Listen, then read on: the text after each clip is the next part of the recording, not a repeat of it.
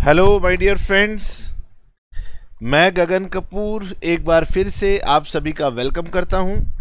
और आज हम डेप्रिसिएशन में जो हमारा लास्ट टॉपिक है उसकी बात करेंगे। और इस टॉपिक का नाम है change in the method of depreciation. Past examination papers अगर हम देखेंगे तो सबसे ज़्यादा क्वेश्चन आपको इसी टॉपिक में से मिलेंगे। पर वो सभी क्वेश्चन जब पुराना AS6 होता था उस समय के ज़्यादा हैं। अब नए पैटर्न के अकॉर्डिंगली क्या चेंज होगा वो सब हम आपके साथ बात करेंगे। नाउ अगर हम डेप्रिसिएशन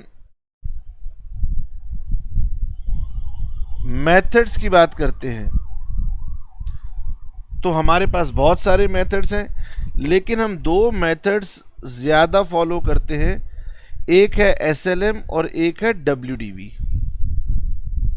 ओके, तो जो हमारा AS है अकाउंटिंग स्टैंडर्ड 10 PPE, जिसमें डेप्रिसिएशन की अकाउंटिंग कवर होती है, वो कहता है कि आप मेथड अपने यूसेज के अकॉर्डिंगली चूज कर लीजिए। अगर आपको लगता है कि एसेट का यूसेज आपका एवरी ईयर इक्वल है तो आप SLM मेथड को ऑप्ट कर लीजिए।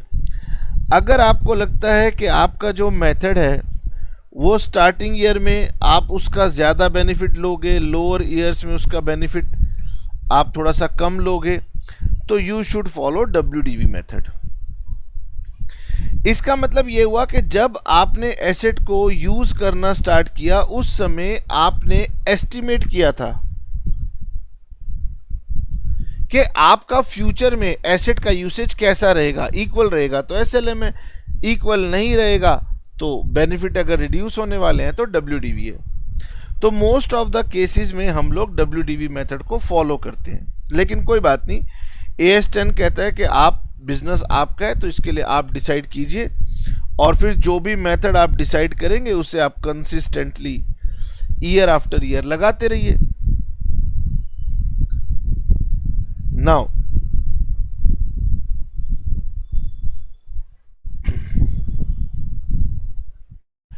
सर, हमने ईयर 1, ईयर 2, ईयर 3 3 सालों तक कोई एक पर्टिकुलर मेथड हमने फॉलो किया और आज अचानक हमारा व्यू पॉइंट चेंज हो गया। हमें लगता है कि नहीं सर, ये वाला मेथड ठीक नहीं है, दूसरा वाला मेथड जो है वो हमारे लिए ज़्यादा सूटेबल है या हमारी जो यूसेज है उसको ज़्यादा सूट करता है, तो हम मेथड को चेंज करना चाहते हैं। तो सवाल ये उठता है कि क्या AS10 ये परमिशन देता है कि एक बार आपने एसेट को यूज़ करना स्टार्ट कर दिया, उसका डेप्रिसिएशन लगाना स्टार्ट कर दिया, अब बीच में आप कहते हो कि हमें मेथड चेंज करना है, तो क्या वो मेथड चेंज करने के लिए आपको परमिशन देता है या नहीं देता? अगर वो आपको परमिशन देता है तो फिर उसकी अकाउंटिंग वो कैसे करने को कहता है, ये हमारे पास पॉइंट है। और अगर मैं आपके पास चलूं तो ठीक है, ये हमारी बुक है, भूषण कुमार गोयल की बुक है, और इसमें ये हमारे पास टॉपिक आ रहा है change of method of depreciation as per AS10। इसको मैं आपको यहां पर थोड़ा सा शॉर्ट में समझाने की कोशिश करता हूं कि हमारा AS10 क्या कहता है। AS10 कहता है कि क्या आपका मेथड ऑफ डेप्रिसिएशन चेंज हो रहा है, तो उसके बारे में क्या लिखा है। AS10 कहता है depreciation method should be reviewed at least at each year and. देखिए बेटे, हम लोग अकाउंटिंग का मतलब समझते हैं कि सर प्रैक्टिकल क्वेश्चन करवाइए। बहुत मज़े से हम प्रैक्टिकल क्वेश्चन कर लेते हैं और हम कहते हैं सर मज़ा आ गया, लेकिन उसके अगर हमने प्रिंसिपल्स नहीं समझे तो प्रैक्टिकल बनाने का कोई फ़ायदा नहीं है। इसलिए 2 मिनट हमें अकाउंटिंग में ना थ्योरी पढ़ना बुरा लगता है कि सर प्रैक्टिकल क्वेश्चन होते हैं, आप थ्योरी पढ़ा रहे हो। थ्योरी पढ़ना ज़रूरी है, तब जाके प्रैक्टिकल पर कमांड बनेगी। इसलिए मैं आपको AS10 की इंपॉर्टेंट पॉइंट्स बताने जा रहा हूं, बिल्कुल इग्नोर मत करना, ध्यान से सुनो। Depreciation method should be reviewed. AS10 कह रहा है गगन बच्चों को बता दो कि जो डेप्रिसिएशन मेथड है, एक अच्छी अकाउंटिंग कहती है कि depreciation method should be reviewed at least at each year and. मतलब हर साल के अंत पर आपको चेक करना चाहिए कि जो मेथड आपने लगाया था वो ठीक था या नहीं था। If there has been a significant change in the expected pattern of consumption, अगर आपको लगता है थोड़ा बहुत मामूली सा चेंज है तो कोई बात नहीं, लेकिन अगर सिग्निफिकेंट चेंज है इन the expected pattern of consumption, जो आप एसेट को भविष्य में यूज करने वाले हो, उसके यूसेज के कंजम्पशन में जो आपने सोचा था उससे अब सिग्निफिकेंट महत्वपूर्ण बदलाव हो गया है, तो the method should be change to reflect the change pattern. तो आपको चेंज पैटर्न को अडॉप्ट कर लेना चाहिए। मतलब साफ है कि अगर आपको लगता था कि हम एसिड का इस्तेमाल इक्वल करते हैं, लेकिन अब आपको लग रहा है कि नहीं सर, जो हम एसिड की कंजम्पशन करते हैं वो शुरू में ज़्यादा होती है और बाद के सालों में कम होती है, यानी हमारा मेथड WDV होना चाहिए। पहले आपको लगता था हमारा मेथड SLM ठीक था, अब आपको लग रहा है कि नहीं सर WDV ठीक है। तो अगर आपको लगता है कि कंजम्पशन का पैटर्न बदल रहा है तो वो कहते हैं आपको बदलना चाहिए। तो पहले क्वेश्चन का आंसर दिया कि AS10 मना नहीं कर रहा कि आप मेथड को चेंज नहीं करोगे, वो कहता है आप चेंज कर सकते हो। ठीक है, अब सर चेंज करेंगे तो उसकी अकाउंटिंग कैसे करनी है? AS10 कहता है कि change in the method of depreciation should be accounted for as change in accounting estimates in accordance with AS5। अब इससे पहले एक AS5 है। AS5 दो चीजों को डील करता है कि आपकी अकाउंटिंग एस्टीमेट में चेंज हुआ तो कैसे करना है, आपकी अकाउंटिंग पॉलिसी में चेंज हुआ तो कैसे करना है। AS10 कहता है कि अगर आपने डेप्रिसिएशन का मेथड बदला है तो आपको लगता है कि भविष्य में हमारा कंजम्पशन पैटर्न बदलेगा, तो वो कह रहे हैं ये आपकी कोई प्रिंसिपल की गलती नहीं है, ये आपके अकाउंटिंग एस्टीमेट्स की चेंज है। और अकाउंटिंग एस्टीमेट के चेंज और अकाउंटिंग पॉलिसी के चेंज दोनों AS5 में है, लेकिन AS5 कहता है अकाउंटिंग एस्टीमेट के चेंज का ट्रीटमेंट अलग है, अकाउंटिंग प्रिंसिपल के चेंज का ट्रीटमेंट अलग है। इसीलिए पहले ये समझना होगा कि अगर मैंने डेप्रिसिएशन को चेंज किया है तो क्या ये चेंज इन अकाउंटिंग एस्टीमेट है या ये चेंज इन अकाउंटिंग पॉलिसी है। दोबारा पढ़ते हैं। Change in the method of depreciation should be accounted for as change in accounting estimates. यानी ये क्लियरली कहता है कि गगन बच्चों को समझाओ ये चेंज इन अकाउंटिंग एस्टिमेट्स है। बहुत सालों तक बुक्स इसे चेंज इन अकाउंटिंग प्रिंसिपल मानती रही। जब AS6 था तो वो इसे चेंज इन अकाउंटिंग प्रिंसिपल मानते रहे, लेकिन अब उन्होंने AS10 में रिवाइज करके कहा कि गगन सर बच्चों को बता दो कि डेप्रिसिएशन का चेंज इन अकाउंटिंग एस्टीमेट माना जाएगा, चेंज इन अकाउंटिंग पॉलिसी नहीं माना जाएगा। ठीक है, ज़्यादा फोकस करेंगे तो आप घबराने लगोगे कि सर इतना गहराई में क्यों कह रहे हो, क्योंकि एस्टीमेट के चेंज का ट्रीटमेंट अलग होता है और पॉलिसी का अलग होता है। यानी पहले हम इसे अलग ट्रीटमेंट किया करते थे, लेकिन AS10 ने कहा नहीं ये चेंज इन अकाउंटिंग एस्टीमेट है। क्योंकि ये चेंज इन अकाउंटिंग एस्टीमेट है तो AS10 कहता है इसका ट्रीटमेंट आप AS5 में जाके पढ़िए।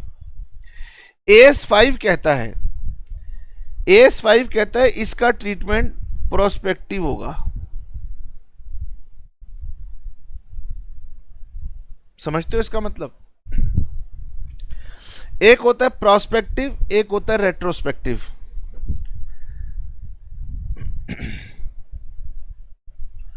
तो आपने चेंज इन द मेथड हुआ, इसके दो पॉसिबिलिटीज थी। क्या ये चेंज प्रोस्पेक्टिवली होगा या ये चेंज रेट्रोस्पेक्टिवली होगा। रेट्रोस्पेक्टिवली का मतलब है right from the beginning. Right from the beginning. जबकि AS10 कहता है नहीं, ये रेट्रोस्पेक्टिव नहीं होगा, ये प्रोस्पेक्टिव होगा। इसका मतलब फ्रॉम नाउ ऑनवर्ड्स। यानी कि ये मेथड साफ साफ कहता है कि प्रीवियस डेप्रिसिएशन चार्ज जो आपके ओल्ड मेथड से थे, हम उन्हें अब गलत नहीं कहेंगे।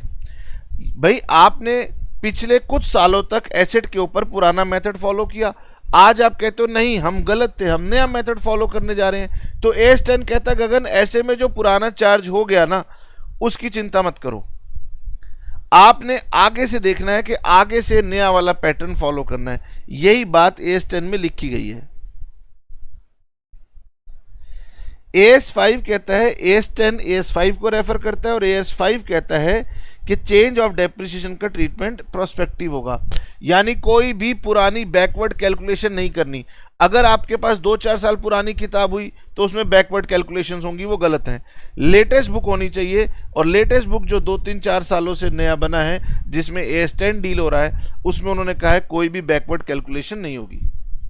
इसका मतलब हुआ कि remaining carrying amount of the asset should be depreciated over remaining useful life using new method of depreciation. अब आप कहोगे कि सर ये क्या बात कह दी, तो ये मैं आपको प्रैक्टिकल करते हुए समझाने वाला हूं। वो कहते हैं आज जो आपके एसेट की वैल्यू बच रही है उसको आप अब नए पैटर्न से बची हुई लाइफ में डेप्रिसिएशन कर दो, जो भी आपका न्यू मेथड है। समझ में आ? क्वेश्चन करेंगे तो बातें और ज्यादा क्लियर हो जाएंगी। चलिए मैं बुक के पास चलता हूं। बुक ने यही सारी बातें लिखी हैं, लेकिन आप बुक से पढ़ेंगे तो कंफ्यूज होंगे, इसलिए मैंने आपको समरी में दे दी थी। देखो यही लिखा है कि डेप्रिसिएशन मेथड जो भी अप्लाई किया गया था उसे रिव्यू कीजिए at least at every year and. अगर आपको उसमें कोई सिग्निफिकेंट चेंज लगता है उसके पैटर्न ऑफ कंजम्पशन में, उसके फ्यूचर इकोनॉमिक बेनिफिट्स में, तो आपको मेथड जो है बदल लेना चाहिए। और वो जो मेथड आप बदलेंगे उसे हम change in the accounting estimate कहेंगे, ना कि हम उसे चेंज इन अकाउंटिंग पॉलिसी। ठीक है। फिर सवाल ये आता है कि सर उसका ट्रीटमेंट कैसे करेंगे, तो मैंने वहां पर सिंपल लैंग्वेज में लिख दिया है। यहां बुक पता नहीं कहां कहां घुमाएगी और आपको क्या कहेगी, तो मैंने आपको ट्रीटमेंट बता दिया। अब उसका जो लास्ट पैराग्राफ है जिसे समझने में आपको दिक्कत हो रही है, ये जो लास्ट पैराग्राफ है कि रिमेनिंग कैरिंग अमाउंट को डेप्रिशिएट करेंगे ओवर रिमेनिंग यूजफुल लाइफ। तो सर इस बात से क्या मतलब है, ये मैं अब आपको समझाने जा रहा हूं। ठीक है। और ये हमारे डेप्रिसिएशन का सबसे अब कोर एरिया है, इसलिए आपको थोड़ा सा मेरे साथ कंसंट्रेट करना पड़ेगा। नाउ इलस्ट्रेशन कहती है cost of the machine purchase on 1 April 2017 is 1 lakh. अब आपके बुक के एडिशन के अकॉर्डिंगली ईयर आगे पीछे भी हो सकते हैं। Residual value 7776 and useful life is 5 years. You are required to calculate rate of depreciation initially by straight line method. आइए जी, number 1, calculation of depreciation by straight line method. ठीक है। अगर आप रियली में मेरे साथ इन्वॉल्व हैं, क्लास को पढ़ रहे हैं, समझ रहे हैं, तो मैं समझता हूं इस पार्ट का आंसर आप मुझे इजीली दे सकते हैं। बताओ जी। SLM मेथड कहता था डेप्रिसिएशन एवरी ईयर कांस्टेंट रहता है, और अगर आपको रेट नहीं गिवन है तो डेप्रिसिएशन का फॉर्मूला होता था cost minus estimated residual value divided bye it's useful life. आपकी कॉस्ट क्वेश्चन में गिवन थी 1 लाख, एस्टिमेटेड रेजिडुअल वैल्यू थी 7776 और लाइफ गिवन थी 5 years। Where is my calculator? आइए जी। वैसे आपको फिजिकल कैलकुलेटर यूज करना है, मैं आपको वर्चुअल दिखाता हूं, और फिजिकल और वर्चुअल कैलकुलेटर की थोड़ी सी डिफरेंस भी हो सकती हैं कीज में। 1 लाख माइनस 7776 और इसको आप डिवाइड कीजिए 5 से, तो आपका डेप्रिसिएशन आ गया 18,444.8। तो हम इसे 445 ले लेते हैं। क्वेश्चन कह रहा था गगन, मैंने तुमसे अमाउंट ऑफ डेप्रिसिएशन थोड़ी ना मांगा था, मैंने तुमसे पूछा था रेट ऑफ डेप्रिसिएशन बताओ क्या होगा। तो रेट ऑफ डेप्रिसिएशन निकालने के लिए amount of depreciation divided by cost into 100।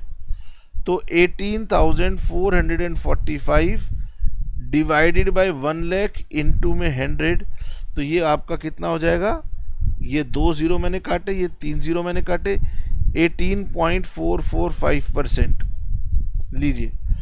तो हमने अपने फर्स्ट पार्ट का आंसर निकाल दिया। You are required to calculate rate of depreciation by straight line method. तो पहले मैंने अमाउंट ऑफ डेप्रिसिएशन निकाला, फिर मैंने रेट ऑफ डेप्रिसिएशन निकाल दिया। तो हमने आपको एक क्वेश्चन सिखा दिया कि अगर आपसे क्वेश्चन पूछे कि गगन रेट ऑफ डेप्रिसिएशन कैसे निकालते हैं स्ट्रेट लाइन में, तो पहले अमाउंट निकालिए फिर रेट निकाल लीजिएगा।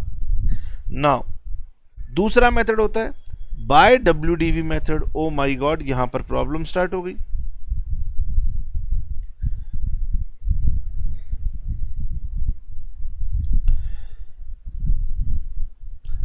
Calculation of rate of depreciation by WDV। अब यहां पर मैं आपको एक बात कहना चाहूंगा कि यहां पर ये जो पॉइंट है बहुत सारे टीचर्स आपको नहीं पढ़ाएंगे क्योंकि कॉम्प्लिकेटेड है। क्यों कॉम्प्लिकेटेड है मुझे बताओ। रेट ऑफ डेप्रिसिएशन WDV में निकालने का क्या फॉर्मूला होता है, 1 माइनस nth रूट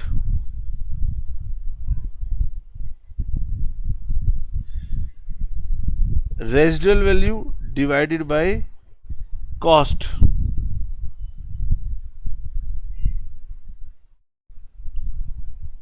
इनटू में 100। ये हमने इनिशियल फर्स्ट क्लास में जब आपके साथ डिस्कशन किया था तब हमने आपको कंसेप्ट में बताया था। तो यहां पर अगर मुझे ये निकालना है तो ये हो जाएगा 1 minus nth root. nth root हमारा यहां पर होता है यूजफुल लाइफ से। n का मतलब होता है यूजफुल लाइफ से, तो यानी मुझे 5th रूट चाहिए। रेजिडुअल वैल्यू है मेरे पास 7,776 डिवाइडेड बाय 1 लाख इनटू में 100। आइए जी, 1 माइनस 5th रूट निकालना है, 7,776 डिवाइडेड बाय 1 लाख 0.07776।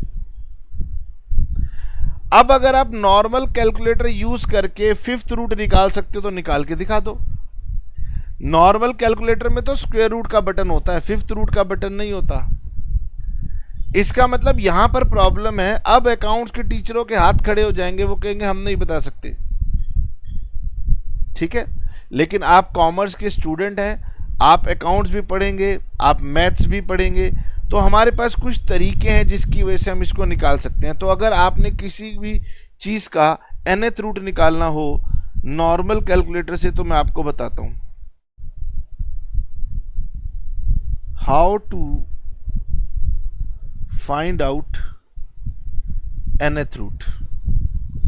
तो स्टेप नंबर 1, जो भी आपकी वैल्यू आती है आपने उसका स्क्वायर रूट निकालना है मिनिमम 12 टाइम्स। आपने उसका स्क्वायर रूट निकालना है कितना, मिनिमम 12 टाइम्स। मैं मिनिमम 12 टाइम क्यों कह रहा हूं, क्योंकि जिन्होंने रट रखा है वो कहते हैं गगन स्क्वायर रूट को 12 टाइम्स करना पड़ता है। मैं कह रहा हूं 13 भी कर लो, 14 भी कर लो, 15 भी कर लो, सब चलता है। ठीक है, तो यहां पर हम क्या कर सकते हैं, हम 12 टाइम्स इसको शॉर्टकट में रखते हुए 12 टाइम्स करेंगे। फिर जो भी वैल्यू आपके पास आएगी उसमें से आपने करना है -1। मैं आपको करके दिखाता हूं। ठीक है, ये हमारी वैल्यू आ रही है। आपने इसका 12 टाइम्स स्क्वायर रूट करना है। 1 2 3 4 5 6 7 8 9 10 11 12। अब मेरे से गलती ना हो जाए तो मैं फिजिकल कैलकुलेटर पे भी चेक करूंगा। मेरी वैल्यू थी 0.0776, यही वैल्यू थी। अपने फिजिकल कैलकुलेटर पे आप 12 टाइम्स स्क्वायर रूट दबाइए और चेक कीजिए क्या यही वैल्यू आ रही है। 1 2 3 4 5 6 7 8 9 10 11 12। ठीक है जी, सेम वैल्यू आई। फिर इसमें से आपने करना है -1। यहां गड़बड़ हो गई, हाँ जी, ठीक है। तो यहां पर ये कैलकुलेटर कुछ गड़बड़ कर रहा है।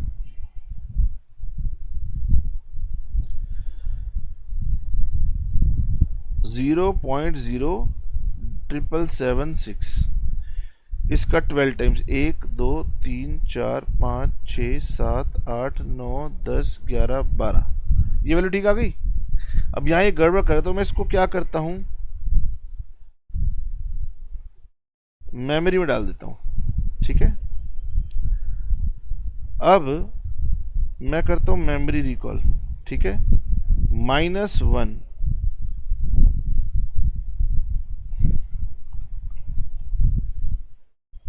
यहां पे बेटे मेरा ये कैलकुलेटर यहां पे गड़बड़ कर रहा है। ठीक है, -1 करने से ये जो वैल्यू आई थी हमारे पास थी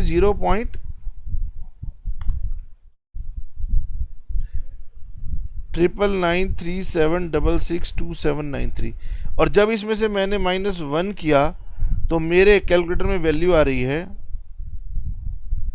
0.00062337207। आप चेक कीजिए, यही वैल्यू आपके पास आएगी। ठीक है, तो स्टेप नंबर 1 होता है जो भी वैल्यू है आपकी उसको 12 टाइम्स स्क्वायर रूट कीजिए -1।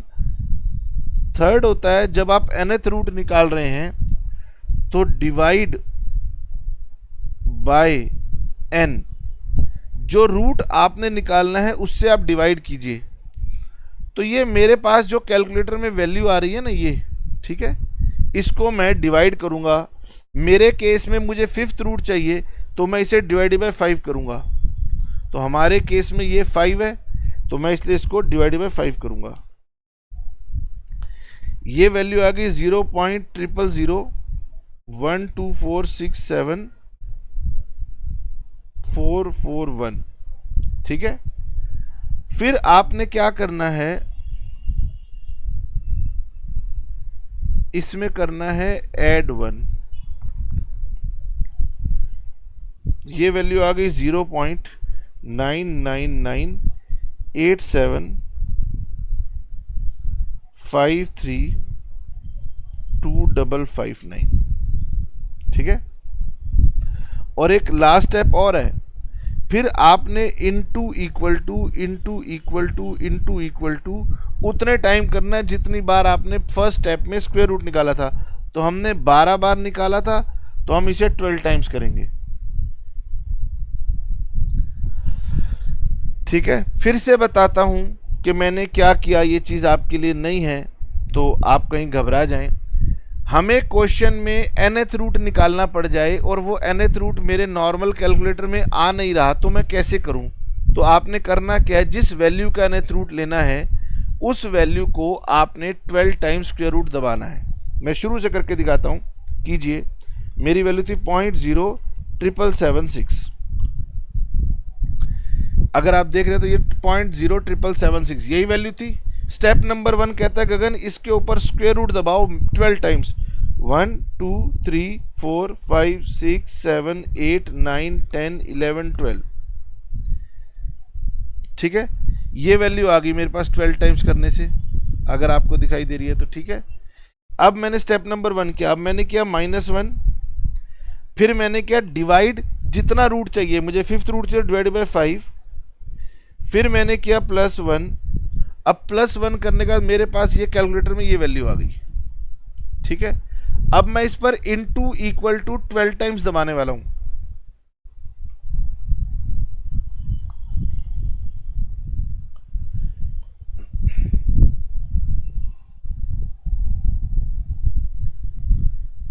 तो आपके पास जो अभी तक वैल्यू आई है वो मेरे पास ये बन के आ रही है 0.987522508। ठीक है। अब मैंने क्या करना है, मैंने दबाना है इनटू इक्वल टू 12 टाइम्स, 1 2 3 4 5 6 7 8 9 10 11 और 12। ठीक है। जैसे मेरे कैलकुलेटर है, अब मैं इस पे इनटू इक्वल टू 12 टाइम्स दबाने वाला हूँ। 1 2 3 4 5 6 7 8 9 10 11 12। ये देखिए, ये मेरे कैलकुलेटर में यही वैल्यू आ रही है। ठीक है, ये वैल्यू आ गई आपकी 0.5998। इसका मतलब ये हुआ, ये स्टेप तो मैंने बीच में आपको समझाए, इसका मतलब हो गया 1 minus 0.5998, 0.5998 sorry.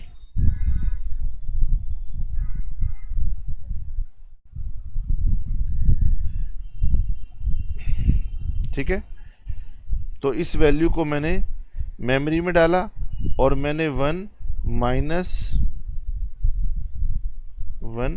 Minus memory recall equal to 1 minus memory recall equal to, ये वाली वैल्यू आ गई। और अब इसको इनटू 100 कर दो, तो 40% आपका रेट ऑफ डेप्रिसिएशन आ गया। तो इसको सॉल्व करेंगे तो आपका रेट ऑफ डेप्रिसिएशन 40% आ गया। अब देखिए, बुक ने WDV मेथड यहां पर बताया,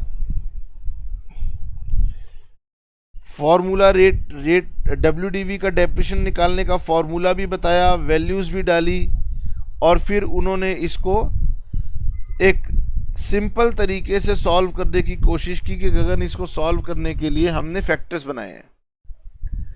यहां पर 5th रूट था, अगर एग्जामिनर हमसे 6th रूट पूछ ले, 7th रूट पूछ ले, 9th रूट पूछ ले, तो हो सकता है कि मेरे पास इतनी सिंपल फिगर ना हो। इसीलिए मैंने आपको एक फॉर्मूला बता दिया और उस फॉर्मूले से आप किसी का भी रूट निकाल सकते हैं। ठीक है, और फिर आंसर आपका ये 40% आ गया। बुक ने इसे सिंप्लीफाइड तरीके से करने की कोशिश की, लेकिन वो तरीका अब की बार लगेगा, हो सकता है अगली बार नहीं लगेगा, कौन फैक्टराइजेशन करेगा, तो इसलिए मैंने आपको वो मेथड बताया। ठीक है, आइए जी। सर अभी तक तो हमने चेंज ऑफ मेथड का कुछ नहीं पढ़ा, अभी तक तो हमने सिंपल पढ़ा, SLM से रेट निकालो, WDV से रेट निकालो। ठीक है, पॉइंट नंबर 1 हमने कवर कर लिया। पॉइंट नंबर 2 क्या कहता है, ये देखिए। पॉइंट नंबर 2 कहता है amount of resultant surplus deficiency if any if the company follow WDV method for first 2 years and decide to switch over to straight line method. वो कहता है, ये बताओ गगन, अगर पहले 2 साल तक कंपनी फॉलो करती है WDV और 3rd ईयर में वो स्विच कर लेती है SLM मेथड के ऊपर, तो बताओ कितना सरप्लस या डेफिशिएंसी आएगा। तो ये अब नहीं आएगा, ये एज पर AS 6 होता था, AS 10 कहता है कोई सरप्लस डेफिशिएंसी नहीं निकलेगी, क्योंकि अब प्रोस्पेक्टिव ट्रीटमेंट होना है। There will be no amount of resultant surplus and deficiency, कुछ नहीं निकलेगा, because change in the method of depreciation as per AS 10 is considered as change in accounting estimates. Therefore, such change should be accounted for prospectively। क्योंकि हमने पुराने कोई depreciation सही गलत देखने ही नहीं है, इसलिए कोई सरप्लस डेफिशिएंसी की बात भी नहीं है। ये पुरानी बातें होती थी। ठीक है, इसका मतलब ये वो आपसे केवल ये याद दिलाने के लिए कह रहे हैं कि भाई ये अब इसकी कोई जरूरत नहीं है। अब वो कहते हैं गगन, रेट ऑफ डेप्रिसिएशन बताओ 3rd ईयर में स्ट्रेट लाइन मेथड से क्या होगा अगर कंपनी WDV मेथड फॉलो करती है फॉर फर्स्ट 2 years। ओके, अब आइए जी। थर्ड पॉइंट में वो कहते हैं कि गगन चेंज इन द मेथड करो। पहले 2 साल WDV और थर्ड ईयर से SLM। अब मेरी बात ध्यान से समझना, हमारी cost 1 lakh, depreciation first year at the rate of 40%, 40,000, WDV 60,000। इसे बोलते हैं कैरिंग अमाउंट। क्या बोलते हैं? Carrying amount. लेकिन ये कैरिंग अमाउंट कब था? At the end of first year. आपने एक बार फिर डेप्रिसिएशन सेकेंड ईयर में चार्ज किया होगा एट द रेट ऑफ 40%। बोलो जी कितना आएगा? 24,000। नाउ अब ये वैल्यू आएगी 36,000। क्या कहेंगे इसको? इसे हम कहेंगे कैरिंग अमाउंट, और यहां पे हम कहेंगे मेथड चेंज है।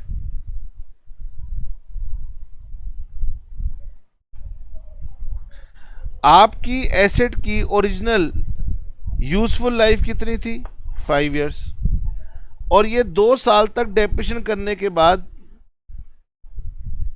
आपकी रिमेनिंग यूजफुल लाइफ रह गई 3 इयर्स।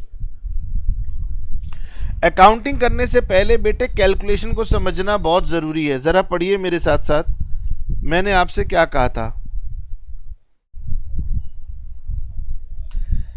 मैंने आपसे कहा था AS5 कह रहा है कि भाई प्रोस्पेक्टिव अकाउंटिंग करेंगे। ठीक है सर, कोई पुराना सरप्लस डेफिशिएंसी नहीं निकलेगी।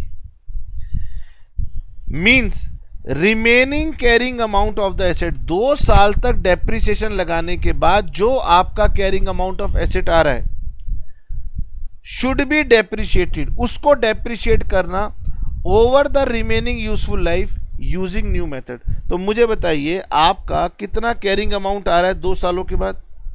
36,000।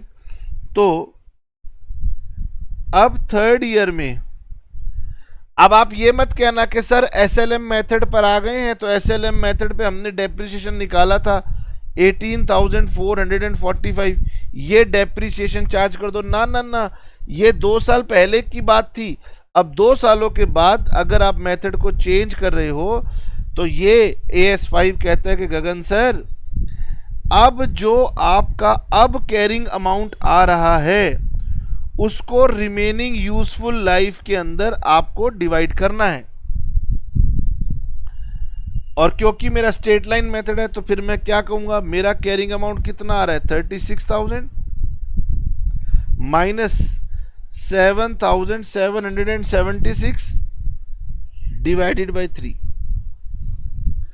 आज मेरी बुक्स में 36,000 की मशीन है, 3 इयर्स की लाइफ बची है, उसके बाद वो 7,776 की रेजिडुअल वैल्यू दे देगी। तो यानी 3 सालों में मुझे नुकसान कितना होने वाला है? 36,000 माइनस 776। इसे 3 इयर्स में डिवाइड कर दो, क्योंकि SLM मेथड है। सर अगर WDV मेथड होता, WDV मेथड हो तो फिर मैं WDV वाले फॉर्मूले से लगाता, लेकिन उस केस में मैं SLM से WDV जाऊंगा। तो यहां पर चेक करते हैं, 36,000 माइनस 7, अरे ये क्या हुआ? नहीं ठीक है, 36,000 माइनस 7,776 डिवाइडेड बाय 3, 9,408। ये आपका पर एनम डेप्रिसिएशन अब चार्ज होगा। सर अगर इसका रेट निकालना पड़े तो रेट कैसे निकालेंगे? तो अब आप रेट निकालोगे 9,408 डिवाइडेड बाय 36,000 इनटू में 100।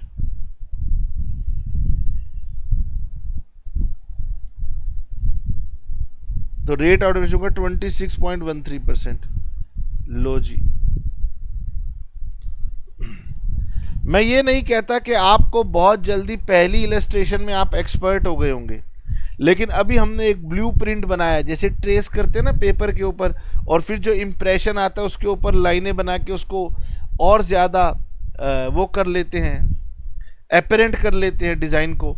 तो ये जो हमने आपको बताया है ये कंसेप्ट है। अब हम इसको क्वेश्चन की प्रैक्टिस की हेल्प से आपको मजबूत करेंगे। कहने का मतलब ये है कि अब आपको एक फेयर आइडिया हो गया कि सर चेंज ऑफ मेथड क्या होता है। अलाउड होता है, यस, प्रोस्पेक्टिव होता है, और यहाँ लिखा गया है कि इसमें जो भी कैरिंग अमाउंट आएगा उसे रिमेनिंग यूजफुल लाइफ के अंदर आपको डेप्रिशिएट करना है। मैं इतना इंसिस्ट क्यों कर रहा हूं, क्योंकि हमारे पुराने जो क्वेश्चन हम प्रैक्टिस करेंगे मोस्टली वो पुराने एग्जामिनेशन पैटर्न पर आए होंगे, तो नए पैटर्न पर आपको ये डेप्रिशिएशन कैलकुलेशन करने पड़ सकते हैं। सर तो डराओ मत, थोड़ी प्रैक्टिस करके समझाओ ना। मैंने कहा तो तुम घबराते क्यों, अब कराऊंगा ना प्रैक्टिस। आओ जी, आइए एक क्वेश्चन करते हैं और कंसेप्ट को धीरे धीरे डेवलप करते हैं।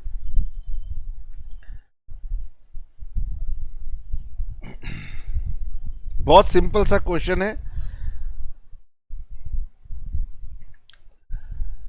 An entity purchased a plant for 2 lakh on 1st April 2012. The residual value was estimated to be nil at the end of its useful life of 8 years. 2 lakh की machinery थी, residual value हमें लगता है कुछ मिलेगी नहीं, और life है 8 years. The entity followed straight line method of depreciation. Okay. On 1st April 2016, entity decided to change, यहाँ चार्ज लिखा है, चेंज होना चाहिए, चेंज मेथड बाय WDV। अप्रैल 12 में लेते हैं, अप्रैल 16 में उनको लगता है कि मेथड बदल देना चाहिए, उसको हम बाद में पढ़ेंगे। वो कहते हैं एज्यूम कीजिए कि आपकी बुक्स क्लोज होती हैं 31 मार्च एवरी ईयर को। आइए जी, इससे सिंपल क्वेश्चन क्या होगा। इलस्ट्रेशन नंबर 12, भूषण कुमार गोयल, और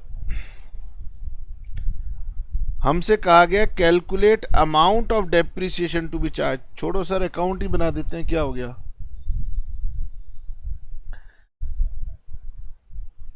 सर क्वेश्चन को चेंज मत करो, जो है वही रहने दो। ये लीजिए जी, फिर अब ऐसे ही बनाते हैं जैसे उन्होंने कहा है। वो कह रहे हैं 1 अप्रैल 2012 को हमने मशीन परचेज की 2 लाख की, और वो कह रहे हैं 1 अप्रैल 2016 को हमने मेथड SLM से WDV कर लिया। तो यहाँ 31 मार्च 13, 14, 15, 16 यानी टोटल 4 साल मुझे चाहिए। अगर आपने चेंज ऑफ मेथड समझा हो तो चेंज ऑफ मेथड कहता है कोई दिक्कत नहीं, जब मेथड चेंज करोगे तब की कैरिंग अमाउंट बता दो क्या होगी, ठीक है। तो पहले हम डेप्रिसिएशन कैलकुलेट कर लें by SLM, cost minus residual value divided by useful life. जब यहां पर हमने डेप्रिसिएशन पहली बार लगाया होगा तो हमें यही फॉर्मूला लगाया होगा, और यहां पर हमारी कॉस्ट कितनी थी 2 लाख, रेजिडुअल वैल्यू थी 0, और एस्टिमेटेड यूजफुल लाइफ थी 8 years, है ना। तो मेरे हिसाब से ये जो डेप्रिसिएशन आपका आया होगा ये आया होगा 25,000 पर एनम। कैलकुलेटर भी यूज करने की जरूरत नहीं है, यानी कि 25,000, 25,000, 25, 25, क्योंकि स्ट्रेट लाइन मेथड में डेप्रिसिएशन का अमाउंट हमेशा क्या होता है, सेम होता है। यानी यहां पर जो आपका कैरिंग अमाउंट बचा होगा वो बचा होगा 2 लाख माइनस 25,000 इंटू 4, तो ये बच गया होगा 1 लाख। पहले 4 years तक आपने SLM मेथड से डेप्रिसिएशन लगाया। SLM मेथड कहता है गगन 1 साल का डेप्रिसिएशन होगा 25,000, तो 4 years का हो जाएगा 1 लाख, तो 2 लाख माइनस 1 लाख ये वैल्यू होगी आपकी 1 लाख रुपीस। नाउ यहां पर आपकी वैल्यू थी 1 लाख। अब क्वेश्चन को आगे पढ़ते हैं। क्वेश्चन कह रहा है the useful life was estimated to be further 4 years. वो कहते हैं भैया लाइफ अभी भी फर्दर 4 ईयर्स की है, कोई बदलाव नहीं है। वो बदल सकते थे, वो कह सकते थे कि गगन एस्टिमेटेड यूजफुल लाइफ अब हमें लगता है 4 ईयर्स नहीं 6 ईयर्स होगी, तो जो भी कहते हम ले लेते। And residual value was estimated to be 6250। वो कह रहे लेकिन रेजिडुअल वैल्यू जो पहले 0 लग रही थी अब वो लग रही है 6250। यानी सर रेजिडुअल वैल्यू में भी चेंज इन एस्टिमेट ही है। AS10 कहता है चाहे यूजफुल लाइफ को चेंज कर लो, चाहे आप उसकी रेजिडुअल वैल्यू को चेंज कर लो, चाहे आप उसके कंजम्पशन पैटर्न को चेंज कर लो। यानी चाहे मेथड चेंज करो, चाहे यूजफुल लाइफ चेंज करो, या फिर आप उसकी रेजिडुअल वैल्यू चेंज करो। ये तीनों चीजें चेंज इन अकाउंटिंग एस्टिमेट है। इन तीनों में प्रोस्पेक्टिव इफेक्ट होगा और इन तीनों में एक ही काम है कि कैरिंग अमाउंट को रिमेनिंग यूजफुल लाइफ में आपने डेप्रिशिएट करना है। और वो कह रहे calculate amount of depreciation to be charge, यानी कि 2016 ऑनवर्ड्स अब मेरा कैरिंग अमाउंट बच गया 1 लाख।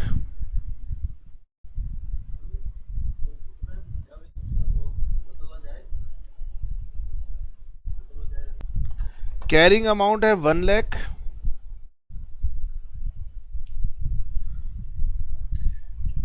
रेजिडुअल वैल्यू है 6250 और हमारी यूजफुल लाइफ है 4 ईयर्स। मेथड है WDV। तो डेप्रिसिएशन निकालिए, कैसे निकालेंगे? तो नाउ WDV मेथड कहता था 1 माइनस, अब क्योंकि लाइफ है 4 ईयर्स तो मुझे फोर्थ रूट निकालना है 6250 अपॉन 1 लाख इंटू में 100। यही फॉर्मूला था, यही फॉर्मूला था। आइए जी, 1 माइनस फोर्थ रूट 1 2 3 4 5 0.0625 इंटू में 100। ठीक है। अब बेटे फोर्थ रूट निकालने का सिंपल सा तरीका यह है कि आप 2 बार स्क्वायर रूट निकाल दीजिए। फोर्थ रूट निकालने के लिए अगर आप चाहें तो आप वो जो मैंने आपको 4-5 स्टेप्स लिखवाए हैं ऊपर वो फॉलो कर सकते हैं। ये जो स्टेप हमने आपको लिखवाए थे स्टेप नंबर 1 to 5 ये भी आप फॉलो कर सकते हैं। लेकिन अब फोर्थ रूट की जब बात आ गई या स्क्वायर रूट की बात आ जाएगी तो फिर हम इतना लंबा काम क्यों करेंगे, हम सीधा कर लेंगे। तो आपने लेना है 0.0625, 2 बार स्क्वायर रूट दबा दीजिए, ये फोर्थ रूट आ गया। ठीक है। तो 1 माइनस 0.5 इंटू 100, तो ये आपका रेट आ गया 50%। ठीक है। अब आप कहोगे कि सर अब आपने वो वाला क्यों नहीं लगाया, क्योंकि याद कर लीजिए अगर फोर्थ रूट निकालना पड़े तो 2 बार स्क्वायर रूट करना ज़्यादा आसान है। हाँ, अगर वो लाइफ को बढ़ा के 4 ईयर की बजाय 6 ईयर कर देता तो मुझे वही 5 स्टेप्स लगा करके इसको निकालना पड़ता, लेकिन फिर ऑथर को समझाने में आपको दिक्कत आती, इसलिए ऑथर ने लिया नहीं। ठीक है। चलिए, ये बात हो गई। हमसे पूछा गया था अमाउंट ऑफ डेप्रिसिएशन बताओ, तो हम डेप्रिसिएशन बताते हैं 2016 और 17 का डेप्रिसिएशन।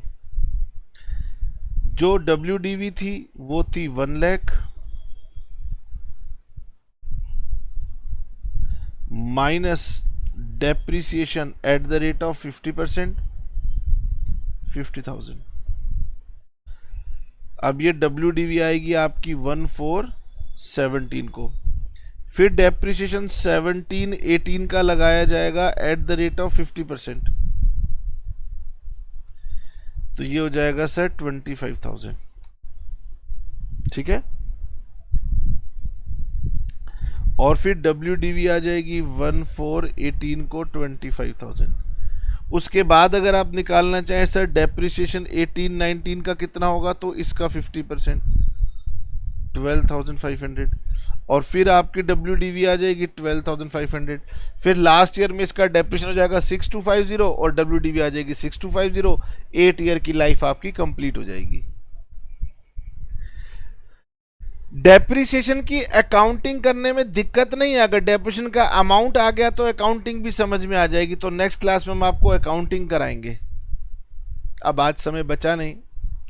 आज जो हमने करवाया वो आपको कहीं भी चैनल में ढूंढ लेंगे, किसी में भी, तो स्टूडेंट देखेंगे कि टीचर वो करवाते नहीं, लेकिन अब करवाना ज़रूरी है, क्योंकि AS 10 में अब जो बातें कही गई हैं वो इसके अकॉर्डिंग कही गई हैं, जबकि पहले एग्जामिनेशन क्वेश्चन के अंदर इसकी ज़रूरत नहीं पड़ती थी। वहाँ रेट्रोस्पेक्टिव इफेक्ट होता था, वहाँ पुराने सरप्लस डेफिशिएंसी निकालने पड़ते थे।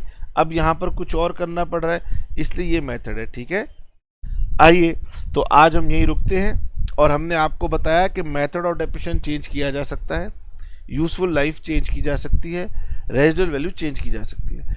इन सभी चेंजेस में AS 10 कहता है कि इसे आप चेंज इन अकाउंटिंग एस्टीमेट मानेंगे और इसका ट्रीटमेंट AS 5 में जाके पूछेंगे।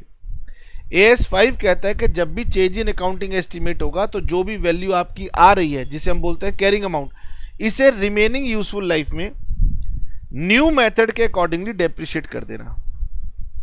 ओके, ठीक है, चलिए tata, bye bye, see you. Next class में बताएंगे चेंज ऑफ मेथड के क्वेश्चन की अकाउंटिंग भी करेंगे। कंसेप्ट हमने आज कवर कर लिया।